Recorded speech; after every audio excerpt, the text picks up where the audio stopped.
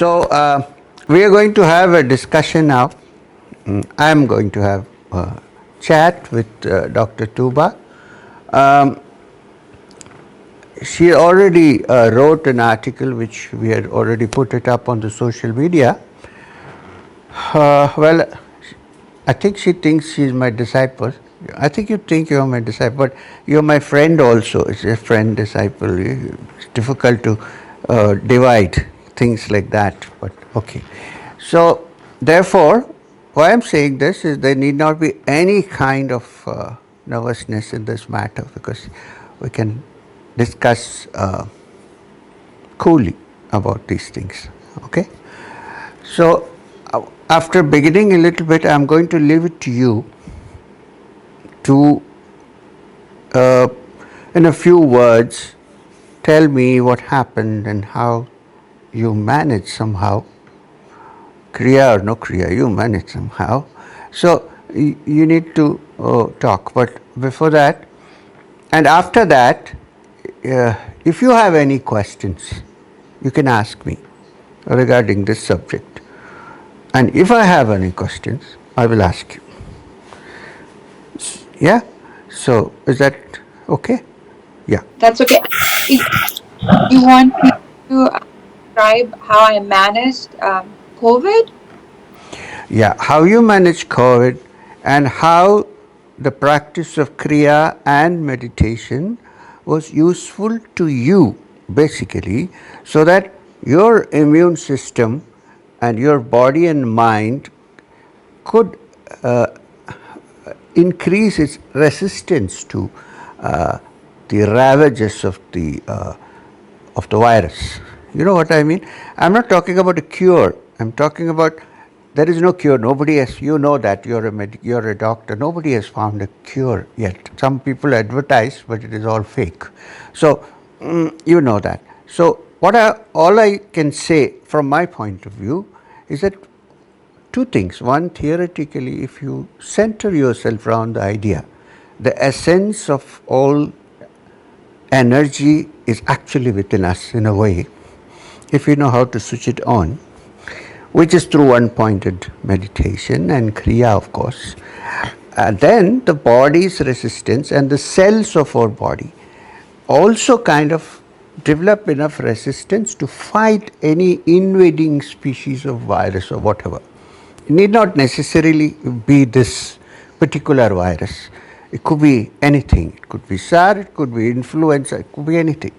So, I therefore like what, as you have already written, I would like you to say this to me, maybe in a shorter way along as you like. Okay. So, can we start at the beginning of what happened? Meanwhile, today is also the International Doctors' Day, I believe. Oh, okay. Yeah. So, and tomorrow is your birthday. A little bird whispered to me. So, happy birthday in advance. So, let's start. Okay. You can start. Well, what happened and how? Hi, guys. As you guys, some of you might know me from if you read the article. And I made sure the topic of the article was the drug-free ecstasy. And it's an honor to be here with 3M to share my experience, which is because of him. So I'm very grateful to him for this. It all started with as if you have read the article, you know it all started with most emotional pain, not any disease that I was looking to get a cure for. And I didn't really notice anything. And Sir, as you all know, Sir has his way. He taught me Kriya and then gave me 4 rules, which I tried my best to follow. And nothing fascinating happened till I got COVID working in the hospital. It was a strange experience in a way. Treating COVID patients and getting COVID yourself, it's easier to advise them to calm down. There's certain immune system in the body, and it doesn't properly if you're under stress. So when I myself got COVID. Can I interrupt you for a minute? I think you should also give your name and designation in the department, in the college, I mean in the hospital that you work. It will be useful for people to, huh? Of course. Yeah. Or shall I read it? Because you already. Okay. Yeah. So I'm interrupting so that I want people who are listening to know that Dr. Tooba Ali Kazmi is an MD. She's an internal medicine specialist, director of the medical floor, Yale New Haven Hospital, and clinical instructor at the Yale School of Medicine. Sorry for the interruption. Please carry on. Yeah. Thank you, sir. So that is important for the background. So I was actually one of the first physicians to be assigned on the COVID floors in our hospital.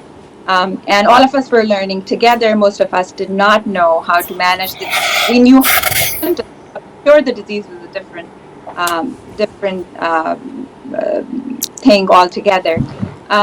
So and usually when I go see my patients, I know as a physician, if your body is stressed, and stress means that there are two types of nervous systems, we call them autonomic nervous system, parasympathetic and sympathetic. For body to heal, your parasympathetic nervous system has to be activated. And it's such it's a problem because when you're sick, you're afraid and you're scared, and sympathetic nervous system kicks in. So I would go into a patient's room and kind of advise them, take deep breaths, calm down. And it's easier said than done. And when I myself was diagnosed with COVID, it was a unique experience because now I had to practice what I preached. And I kind of underestimated myself. I did not realize that because I've been doing these techniques that has taught us, all of us, that I have an edge. Till I decided that, I now have the disease. I had horrible myalgia, which is extreme muscle pain, headache, fatigue, and I was scared because I had seen patients die of the disease. But I decided, and of course, like I had promised sir, I continued to meditate, do my Kriya, and that changed my the way I view meditation altogether. And I remember I wrote to sir because one day I was practicing Kriya and all of my extreme muscle pain just went away.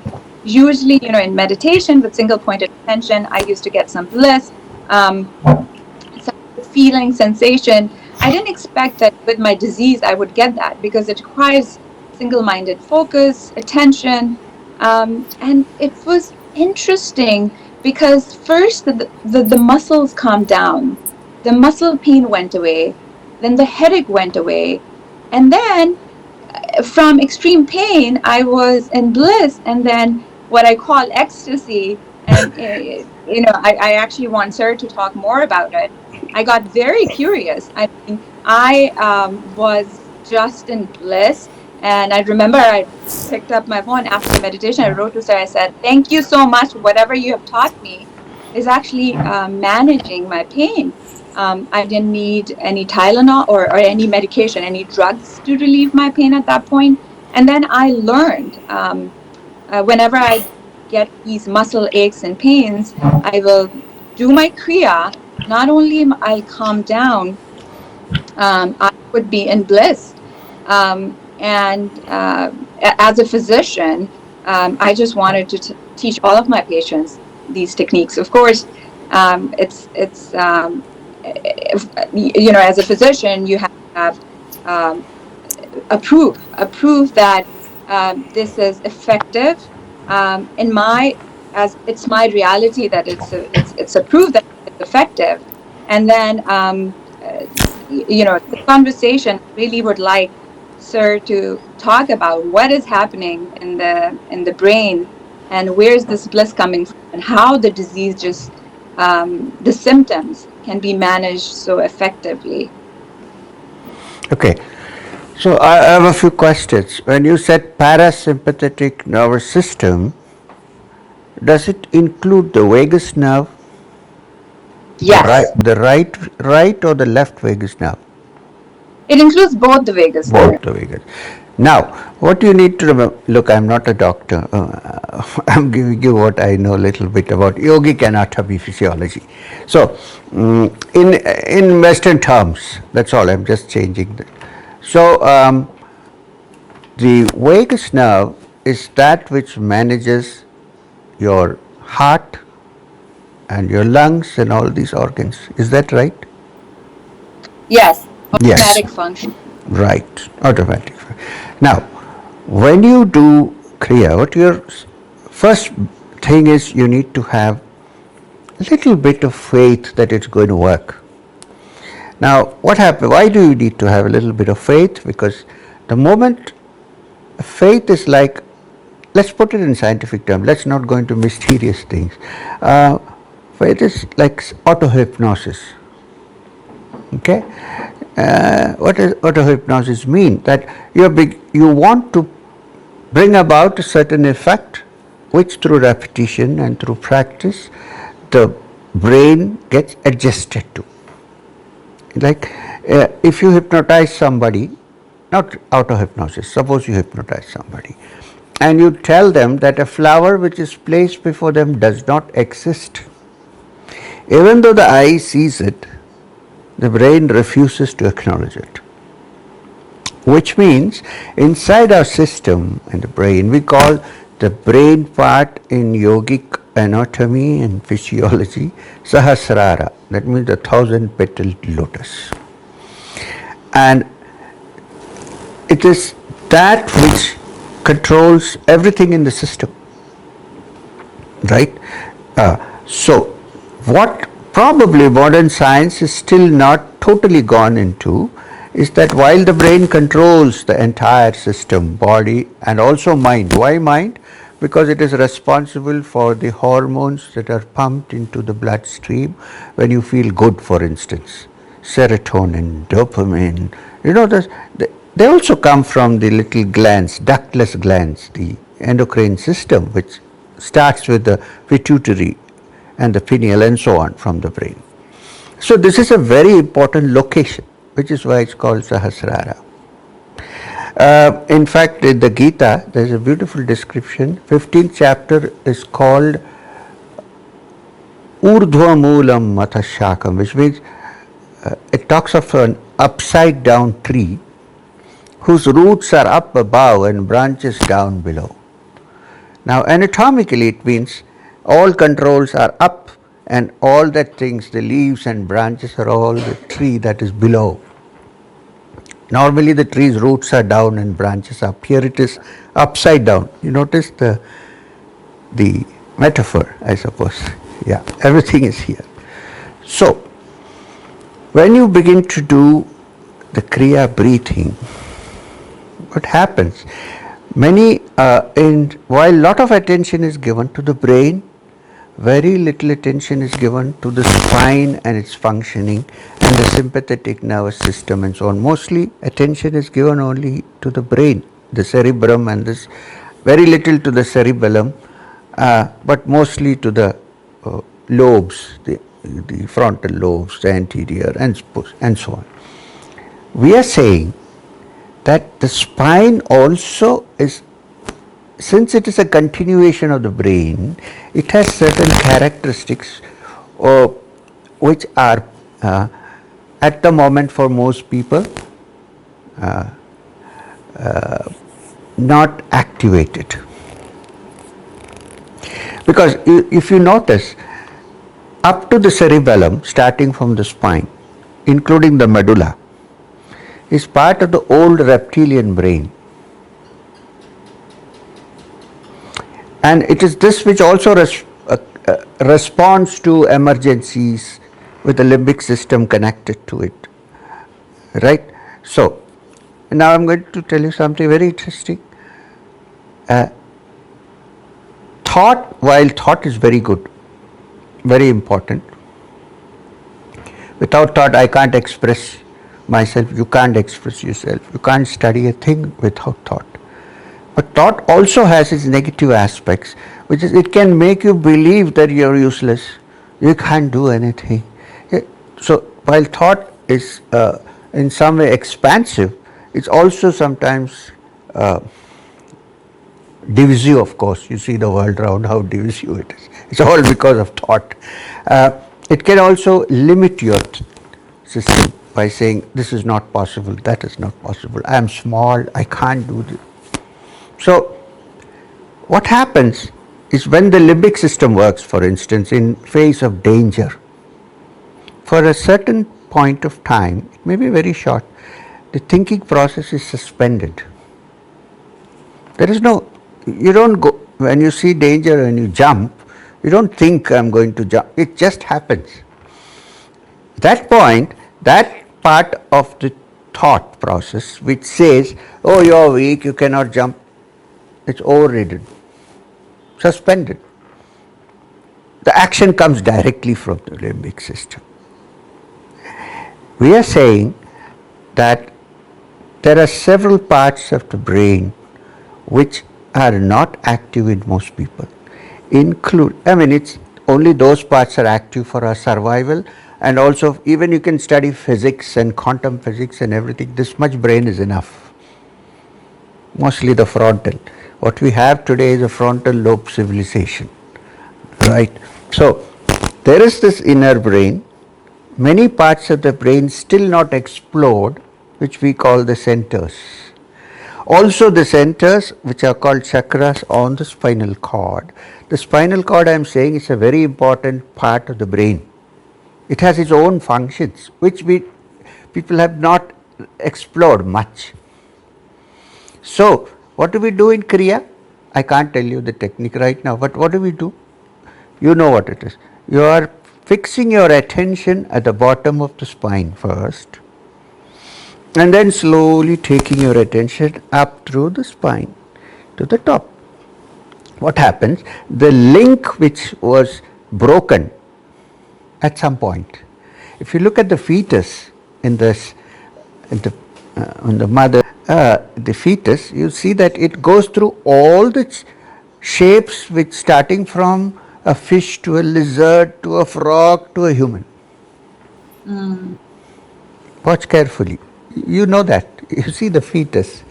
If you look at, I don't know how many weeks fetus and the fetus of let's say a lizard or a frog, they almost look the same. Then they change.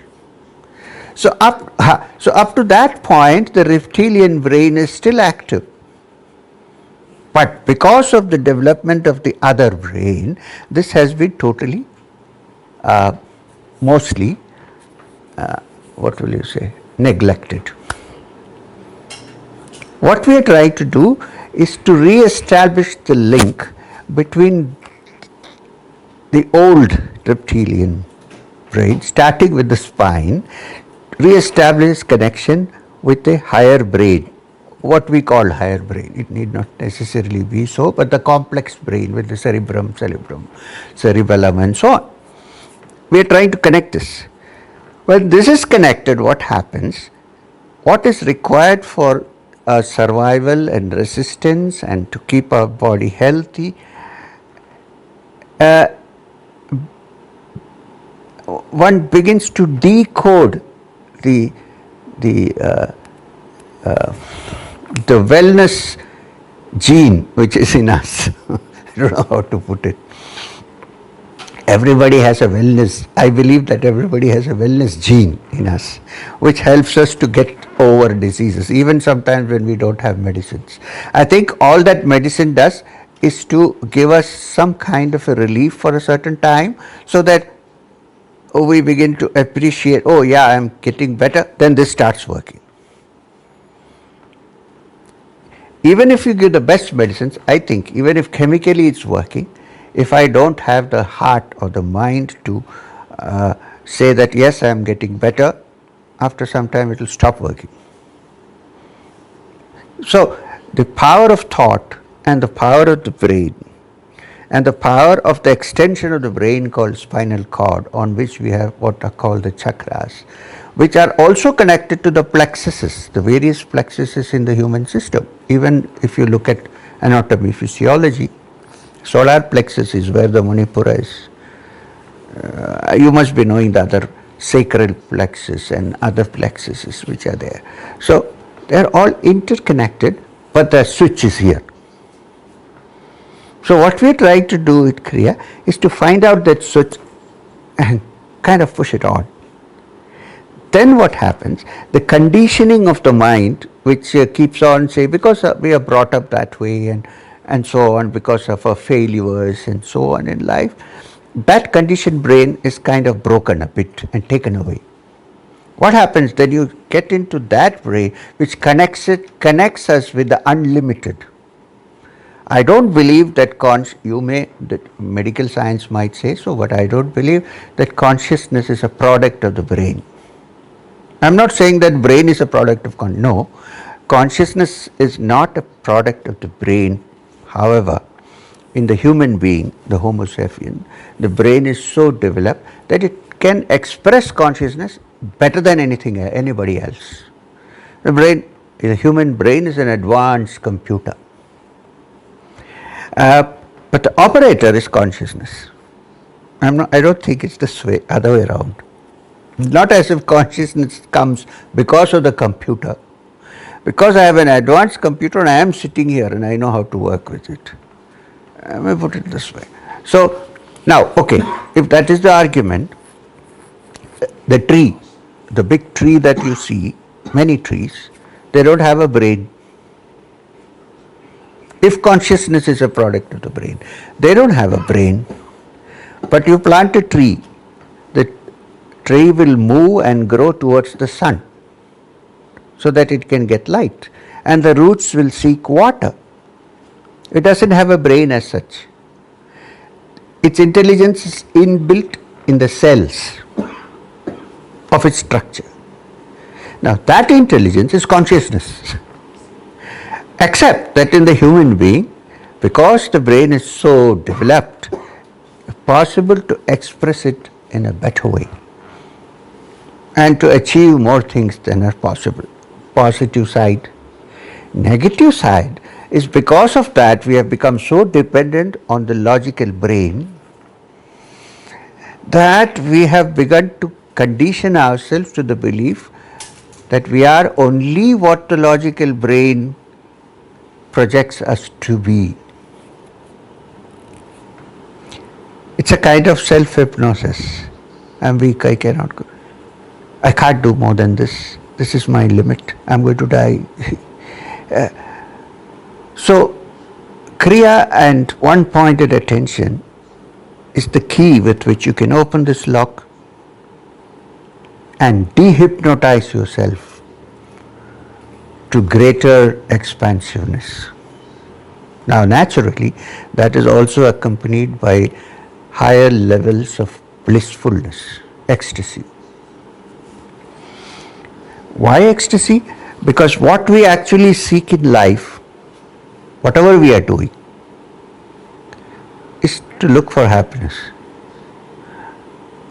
And we believe that the greatest happiness happens when the mind is absolutely quiet and calm, and the ecstasy that you feel when the sense organs are in contact with an object can be produced without that contact.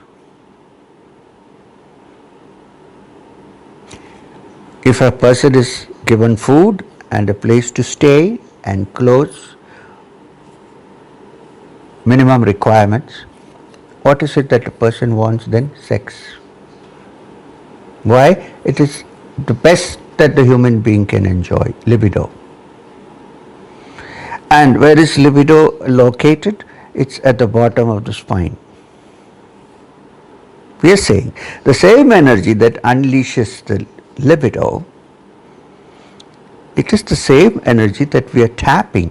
And instead of allowing it to flow towards the physical organs, we are trying to make it flow up the spine.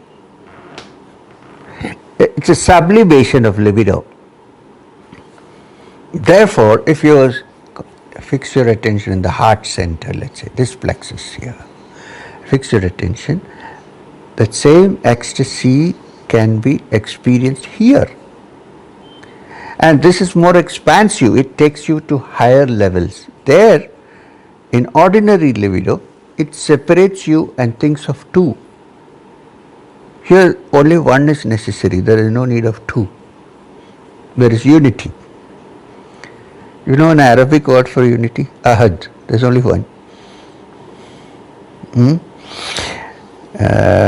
So, to understand yourself, to know your inner being, requires attention, one pointed attention.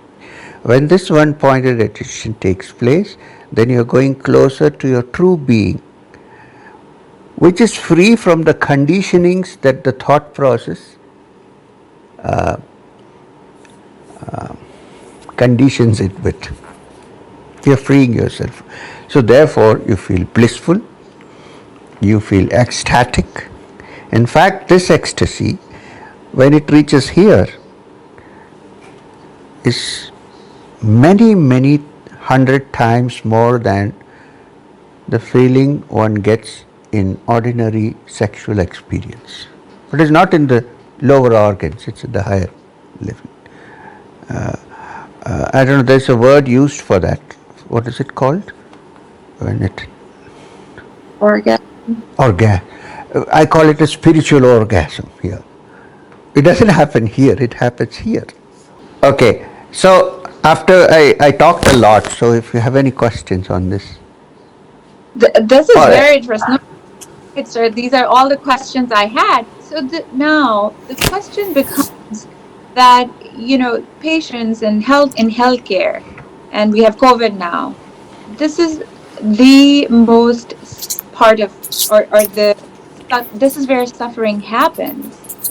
And how do we bring what you have brought to us to a common person who doesn't know all these things? How can we simplify it? Make it very simple. Don't go into all this. Nobody is going to understand a thing. But you understood it, so you'll be able to work better on this.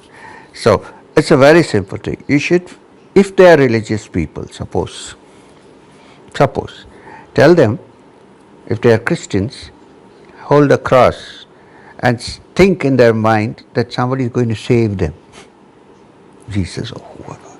Now, what happens with that faith? Their conditioned belief that they're going to die has to go.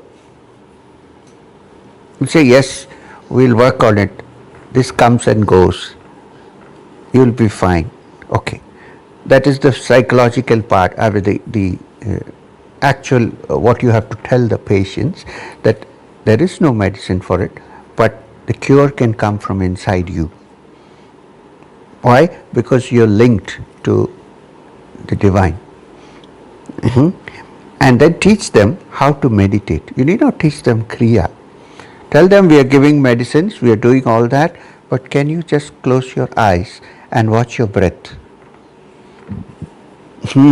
So as they watch their breath, they'll find some kind of relief.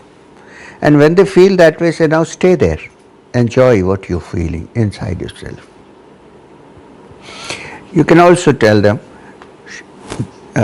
to visualize a rose or some beautiful flower in their heart and fix their attention there and allow deep breathing in and out. Anyway, deep breathing is important, especially for this COVID-19, because it seems to attack the lungs and cause pneumonia. So if you keep your lung cells well irrigated with oxygen, now for this you need to have, I've done one video on that some time back, how to breathe deeply. We generally don't breathe well, we breathe with part of our lungs. We don't. So when you take a deep breath, also push it to the lower part of the lungs, and then pull your stomach in and take it up, and then exhale. You can even exhale with your mouth. If it empty, and then if it's completely empty, it would want to fill it up with oxygen again, automatical response. So one thing is watching the breath and meditating in the heart. The other is deep breathing for the lungs. And don't allow patients to lie down all the time. Make them get up and move around a bit. So keep them engaged in something other than their piteous state in which they are. Even though it pains a little, get them to go to the window and look at the garden, do something like that to divert their attention. One more thing you can do is put on headphones and listen to beautiful music. These are practical things. You don't have to give them all the theory. Or if you have a talk about this, you can ask them to listen to it quietly. Now, if they are not religious people, you can tell them that the brain is very resilient. It can make your body more resistant to disease if you would only slow down and do some deep breathing and fix your attention inside. So such people, you can tell them it's something to do with the vagus nerve, which goes to the different organs, and it will keep the organs active. Try to simplify this in your own way. This is only some of the things that I suggested. I think you're a very intelligent girl, doctor. So you can kind of work on this and figure out how best you can put it to the patient so that it doesn't appear to be mysterious and, superstitious and mystical and so on. That it appears very scientific. Use scientific terminology. Explain to them, put up a little sheet where they can all see, draw the lungs, draw the vagus nerve, sympathetic nervous system. What meditation is doing is to activate that, and therefore your organs are activated. There is more oxygen because of the deep breathing, and with meditation you can decondition yourself. This much you can say. I hope. Absolutely. And you can say it's my experience. I have done it, you can do it. Absolutely. Now, the second part of this hospital population. Hospital? What's that? Oh, you were breaking up. But the second part of the hospital population are my colleagues, which are doctors, nurses, and nurse practitioners. And at certain level, we are suffering as well. It's not easy to see suffering day in, day out. So so the simple question is, how do we have it for other doctors and other healthcare providers who are going through a lot of stress themselves? So, with them you should have a separate session. Invite them to your room and say, look, I have done this, I have passed through, this is a very effective meditation technique, and you don't have to belong to any religion, or it doesn't matter which religion you belong to, it works. The proof of the pudding is in the eating it. So can we try it? So if you're better, then the patients feel better. Our thoughts also in some way go on to the patients. They see your expressions, they see you. We are ourselves frightened. It can induce fear in the patient. And if you induce fear, the negative hormones get into the bloodstream.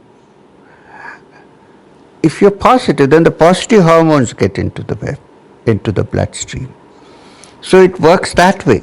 So while you should have all safety precautions, these are physical things, like a virus can come in through your sneezing, all that is true.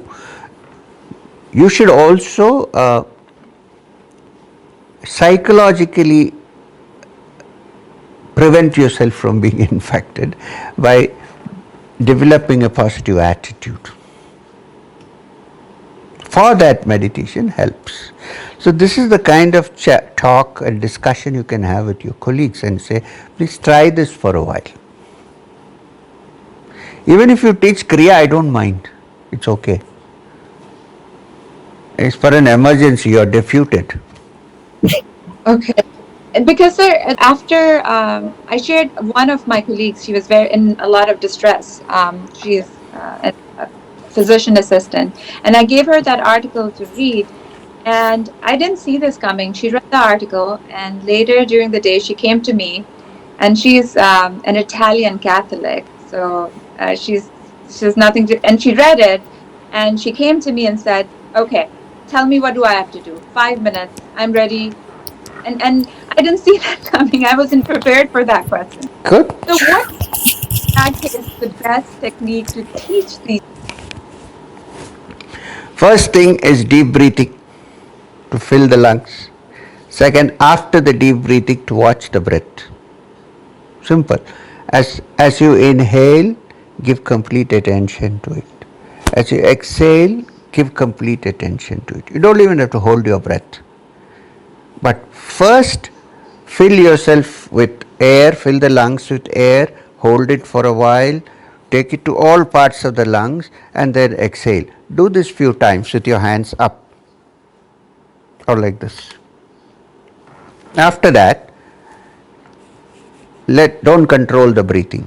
Allow the breathing to be normal, and just be aware of the breath as it comes in and goes out. You may add hum, internal sound when it goes in, and saw when it goes out, but not required. You can just watch the breath like they do in Vipassana. Just sit down and watch the breath. As you watch the breath, you tell your friends, your colleagues, that you'll notice that your mind, your breath, everything is slowing down, and there's a comfort feeling inside. Now when this comfort feeling comes, let them just fix their attention quietly on that comfort feeling. If necessary, they can tap here or tap the heart and fix their attention there, just with a finger few times. This much you can do. Second, when they are not working, when they are relaxing in their rooms, give them some beautiful music like the flute or the sitar, not drums, something like that, to listen. Ask them, just listen to this music and let your mind drift. So they will come back and tell you that was a very enjoyable experience. I say, well, okay, so that's an incentive for you to continue. Now what happens when that doctor goes to the patient also will begin to feel better. They will notice a certain confidence. If I also become frightened, suppose there is an accident on the road, everybody is in a panic. If I also get into a panic, I cannot solve the problem. I have to be cool. Even though I know that it's very dangerous situation and so on, but I have to be cool. Otherwise I cannot handle it. So the old saying, Jesus Christ said it, physician, heal thyself, applies. So you can teach any technique that you want to your colleagues or to your patients. I'm not going to stop you from doing that. You don't have to get initiation and things like that, because we are passing through such. Of course, things are improving, but I have another thing. Even this virus will have a lifespan. So it has to go at some point. All we have to do is protect ourselves till that happens, since we don't have a cure or a vaccine up to now, which may also come up. Human brain is quite ingenious.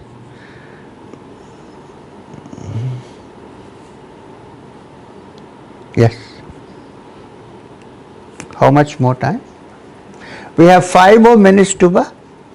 So I may not see you this September because we are having online retreat, but next May 100%. By then I can assure you we'll bury the virus and get free of it. I can't wait, sir. And May or next year, maybe we can bring you to Yale and teach us all through Yeah, your blessing. I can do that, no problem. You know how I am. I'm a traveler. I go anywhere. I'm a wanderer.